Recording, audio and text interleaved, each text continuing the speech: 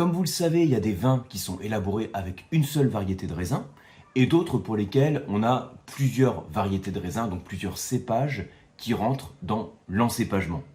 Vous savez, c'est la différence qu'on fait entre les vins dits monocépages, avec une seule variété de raisin, et les vins d'assemblage quand on a plusieurs variétés de raisins. Donc, exemple type, un vin rouge ou blanc d'ailleurs de Bourgogne. Donc la plupart des vins rouges de Bourgogne, ce sera en monocépage avec le raisin Pinot Noir, pour les blancs avec le cépage Chardonnay. Alors qu'un vin rouge de Bordeaux, pour faire simple, il y a plusieurs raisins dedans, comme le Cabernet Sauvignon, Cabernet Franc, Merlot pour les rouges, et par exemple pour les blancs, Sauvignon, Sémillon, Muscadelle. Bref, je ferme la parenthèse, c'est juste pour planter le décor. Ce que l'on va creuser aujourd'hui dans cette petite vidéo, c'est la notion d'assemblage en étudiant un petit peu un cas particulier de l'assemblage, qui est l'assemblage GSM, qu'on va retrouver dans pas mal de grands vins méditerranéens. Alors, au passage, quand je dis GSM, c'est pour désigner les cépages Grenache, Syrah, Mourvèdre. Donc, on va se demander ensemble dans cette vidéo qu'est-ce que ça peut changer par rapport au profil du vin et analyser l'apport dans ce type d'assemblage. Alors, je m'adresse à vous comme toujours en tant que dégustateur, donc je ferai en sorte de vous montrer l'apport de l'assemblage dans le profil du vin. Si vous avez un verre de vin avec différents raisins, comment chacun des raisins peut contribuer à créer de la complexité dans le vin, ou en tout cas contribuer à son identité. Alors, comme toujours, si vous êtes habitué à la chaîne, je vais vous montrer quelques schémas. Ces schémas, vous allez pouvoir les retrouver dans votre kit du dégustateur. Comme toujours, c'est le premier lien que je vous mets en descriptif. Et il y a pas mal de schémas aussi que vous allez retrouver dans mon livre « Le vin pas à pas ». Étant donné que j'ai passé pas mal de temps à faire tous les schémas du livre, j'en profite pour vous les partager sur les vidéos, ça permet de mieux comprendre les explications. Alors, première chose peut-être rapidement, pourquoi on a des vins d'assemblage? Pourquoi on pratique l'assemblage sur certains vins alors qu'il y en a d'autres qui sont en monocépage? Alors en fait, il y a plein de facteurs à ça. Pour répondre de manière très simple, c'est lié d'abord peut-être d'une part aux traditions régionales et même plus que les traditions qu'on a dans certaines régions viticoles, c'est aussi lié à un cadre législatif qui est dans le cahier des charges de l'appellation.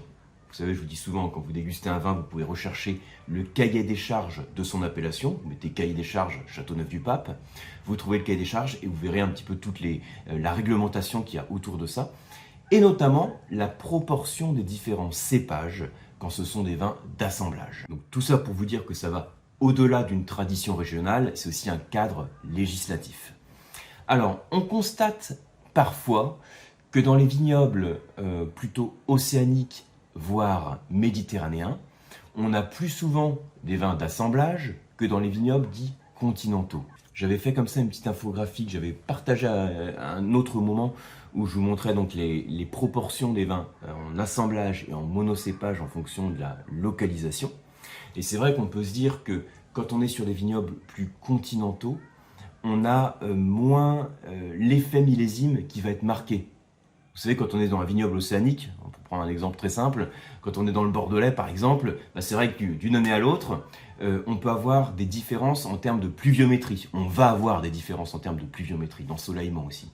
Donc dans ces types de vignobles, c'est intéressant de pouvoir faire varier la proportion de tel ou tel raisin, tel ou tel cépage, en fonction du degré de maturité qu'on a sur les différents raisins.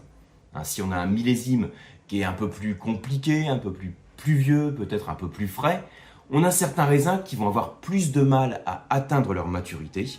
Et donc, au final, dans l'encépagement, on peut faire varier un petit peu les proportions pour avoir des vins avec des raisins qui ont une pleine maturité.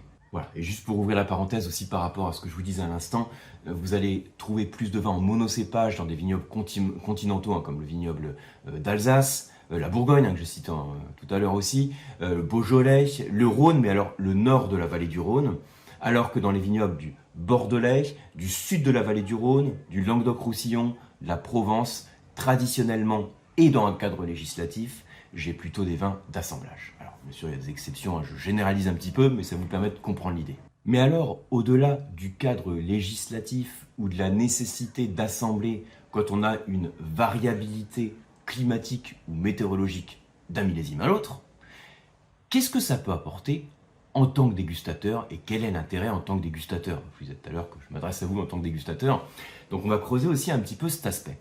Et le truc le plus important qu'il faut avoir en tête, c'est que quand on a un assemblage entre différents cépages, le but, c'est de créer une forme d'harmonie, sachant que chacun des raisins va apporter une caractéristique sur le profil gustatif ou sur le profil olfactif. C'est les deux choses. Donc, caractéristique profil gustatif c'est en bouche au niveau de l'acidité, des tanins, de l'alcool. Et profil olfactif, bien sûr, c'est sur la diversité des arômes.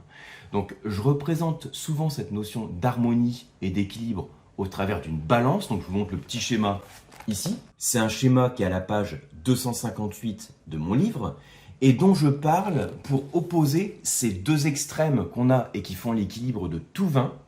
Donc les deux extrêmes qui sont chacun dans un plateau de la balance Roberval. Vous avez d'abord tout ce qui est austère, donc tout ce qui est, j'appelle ça le austère, pointu, dur. Et dans l'autre plateau, on a ce qui est alors agréable, donc tout de suite on l'oppose à austère, agréable, doux, rond, tout ça ce sont des termes qu'on peut utiliser pour qualifier les deux plateaux de la balance. Alors moi j'utilise ici ce schéma pour parler d'équilibre dans le vin, mais au-delà de cette notion d'équilibre, ces deux plateaux représentent aussi différents raisins qui sont dans l'encépagement du vin que vous dégustez. Et donc l'idée, vous me voyez venir, c'est simplement d'avoir en tête le profil gustatif à 3 axes. Je vous remonte le schéma, même si vous le connaissez par cœur, si vous me suivez sur la chaîne. Petit schéma 3 axes habituel, acidité, onctuosité, tanin, à la page 272 pour ceux que ça intéresse. Et simplement, donc, sur ce schéma, on va exacerber tel ou tel axe en fonction de l'encépagement. Et alors, j'aime bien présenter l'assemblage GSM, dans les grands vins du Sud, je répète, du Sud méditerranéen, de la manière suivante. Je vous mets le petit schéma en fond d'écran. Je reprends mes 3 axes du profil gustatif. Acidité, onctuosité, donc onctuosité c'est sucre-alcool, et tanin. Eh bien, chacun de ces cépages va contribuer à sa manière à développer un de ces axes. Par exemple, le cépage Grenache, qui va être souvent le majoritaire dans certains grands vins dont je parle, eh bien, c'est une petite baie qui a des montées de sucre qui sont hyper rapides. Quand il mûrit, le sucre il augmente rapidement. Du coup, s'il y a beaucoup de sucre, ça veut dire qu'il y aura beaucoup d'alcool, puisque le sucre se transforme en alcool dans la fermentation alcoolique. Et donc, sur les 3 axes, le Grenache va favoriser l'axe de l'onctuosité. Si on a que de l'onctuosité, enfin, pas que de l'onctuosité, si on a trop d'onctuosité plutôt, on pourrait dire, qu'est-ce que c'est le problème qu'on pourrait avoir dans le vin? Eh bien, on pourrait dire que le vin risque d'être trop lourd. Et il faut équilibrer cette onctuosité.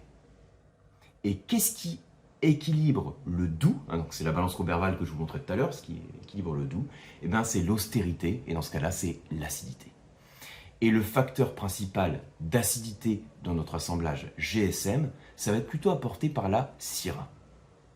Et donc, on a ensuite l'autre axe des tanins, où c'est important aussi d'avoir un axe des tanins développé, puisque le tanin contribue au corps, c'est-à-dire à la puissance du vin. Il peut contribuer aussi au potentiel de garde. Vous savez, ce qui fait qu'un vin vieillit au cours du temps, il y a plusieurs facteurs, mais les tanins en font partie, puisqu'ils jouent comme un antioxydant. Donc au cours du temps, la quille de vin dans votre cave, elle tient plus quand il y a plus de tanins. Je simplifie un peu le truc, parce qu'il y a aussi l'intérêt de la complexité des arômes, le niveau d'acidité, le corps, tout ça joue aussi sur le facteur de garde. Bref, et la structure tannique dans l'assemblage GSM, elle va être plutôt apportée par le cépage Mourvèdre. D'où ce profil gustatif à bien avoir en tête, c'est un schéma tout simple, mais vous voyez qui vous permet de comprendre comment se construit l'équilibre et surtout comment chacun des cépages contribue à la structure du vin, à son corps et à son identité. Donc le petit schéma que je vous montre là, c'est que la bouche. Et la bouche, c'est une partie de la dégustation. Une autre partie importante de la dégustation, c'est l'analyse olfactive. Et là aussi, on va avoir un jeu entre les différents arômes. Nos arômes de figues, de fruits mûrs, de framboises, du grenache vont être équilibrés par la fraîcheur de la Syrah avec ses notes poivrées, de violette. Et le Mourvèdre va apporter ses notes de cannelle, de mûre, voire de cuir. Et tous cet entre guillemets, assemblage qu'on a dans les arômes va contribuer à la complexité du vin. Parce que qu'est-ce que c'est que la complexité? La définition est toute simple de la complexité, c'est la quantité d'arômes qu'on retrouve dans le vin. Donc on dit que plus il y a d'arômes, plus le vin est complexe. Et le repère que je donne, pour être un peu plus précis, c'est que quand on le fait de manière très carrée, quand vous avez plus de 10 arômes que vous retrouvez au nez qui proviennent d'au moins 3 familles différentes, parce que s'il n'y a que des arômes de fruits rouges, ça ne marche pas, mais si vous avez au moins 3 familles différentes et au moins 10 arômes, là on peut parler de complexité dans le vin. C'est un repère qu'on donne notamment sur les examens de dégustation, sur les formations du WSET par exemple. Donc, à partir de maintenant, les travaux pratiques pour vous, en tant que dégustateur, c'est qu'à chaque fois que vous dégustez un vin, faites en sorte donc, de savoir l'encépagement, ça c'est le premier truc, connaître le ou les cépages, et la proportion des différents cépages. Si vous observez l'étiquette de vin, encore une fois, c'est pas classique, en tout cas c'est pas une mention obligatoire, donc vous n'aurez pas forcément les cépages et encore moins la proportion. Néanmoins, vous pouvez retrouver cette information facilement. C'est très concret, très simple. Vous cherchez sur Google le nom du vin, vous mettez cépage avec le nom du vin et le millésime, et vous trouverez le plus souvent la fiche technique du vin avec la proportion des cépages. Et là, le but, c'est de vous demander quel est l'apport de chacun des raisins, au niveau de l'acidité, au niveau des tanins et au niveau de l'onctuosité. Donc pensez à ce profil à 3 axes, ce profil gustatif dont je vous parle régulièrement. Je vous partage dans le kit du dégustateur aussi quelques profils de raisins avec leur niveau d'acide, d'acidité de tanin et d'onctuosité. Vous l'avez aussi aux pages 112 et 113 de mon livre. Donc là, c'est vraiment les tableaux complets de cépages avec les niveaux de tanin, acidité, onctuosité et les arômes clés. Et c'est des petits outils comme ça concrets qui vous permettent de mieux déguster et de mieux comprendre le rôle de l'assemblage. Et dans notre exemple ici, l'assemblage GSM. J'espère que vous avez appris des choses. Likez la vidéo si ce n'est pas encore fait. Abonnez-vous. On se retrouve sur les cours d'onologie et les certifications. C'est comme toujours sur le site lecoam.eu et sur mon club d'onologie à distance qui est le club du dégustateur. À bientôt et santé à vous.